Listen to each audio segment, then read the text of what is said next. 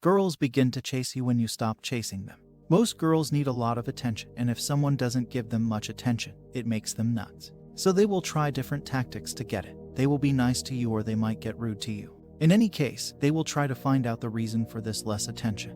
But you do your job, be soft-spoken and behave nicely with everyone in her circle, and ignore her a little. If you are interesting enough and confident, you'll get her sooner or later. The sexual desirability of women is closely tied to youth and physical beauty. It goes down with age. The sexual desirability of men is closely tied to social achievements and status. It goes up with age. In our teens and 20s, most of us don't have any social achievements to speak of.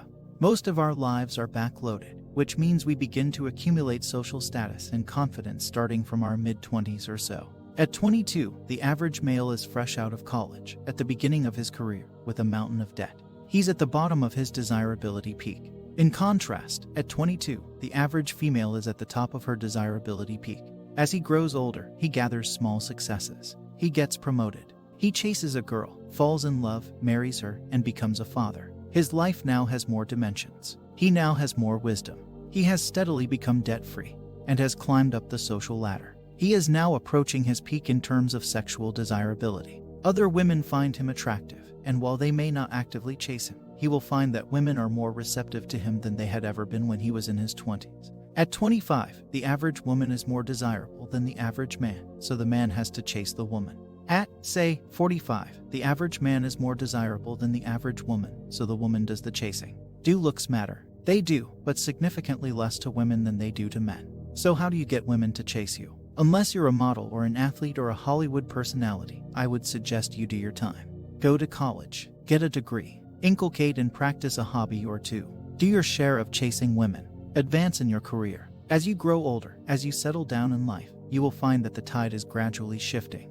You will find that you've gradually become attractive to women in various ways, just by the act of growing older. Incidentally, this is why when you're young, the man is under pressure to keep the woman. But as you grow older, the woman is under pressure to keep the man. Here are the reasons why women always go back to high-value men. 1. Sexual confidence. These men are extremely sexual about the way they behave and in everything they do. They are stupidly obvious about their sexual interest in women. They certainly don't try to hide like a lot of men do.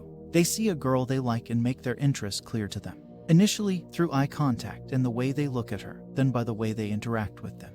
They invite women out and don't waste time trying to be their friends. On contrary, men who struggle with women tend to be friends with women. For months or sometimes years they ask her out when the sexual attraction is already dead gone. They have their unique way of dressing that makes them stand out of the crowd but also enhances their most attractive parts, normally their chest, etc. Seriously, out of everything, sexual confidence is one of the most important parts. 2. Mindset. They believe they are attractive and that women desire them. I also know a lot of men who aren't good with women and their mindset is terrible. They think so poorly about themselves and also about women. 3. Approach women. My closest buddy basically hooks up with girls simply by using Facebook. In my case, I don't like meeting women online and I prefer either to approach girls or simply to talk to women I see in the gym or in other venues I frequent. On the other hand, men who don't do well with women rarely approach them either in real life or online. I know men who haven't ever approached or asked out a single girl. No wonder their results are so horrible. The fact is, everything is connected to each other. If you start being more active about approaching women, of course, initially, it will be hard and you'll fail. However, after a while, you will start improving your self-esteem levels. As you start getting more and more results with women, you also begin to change all the rest. You start dressing sexier, taking better care of your health, grooming, etc. You start feeling more relaxed around women, etc. What you shouldn't listen.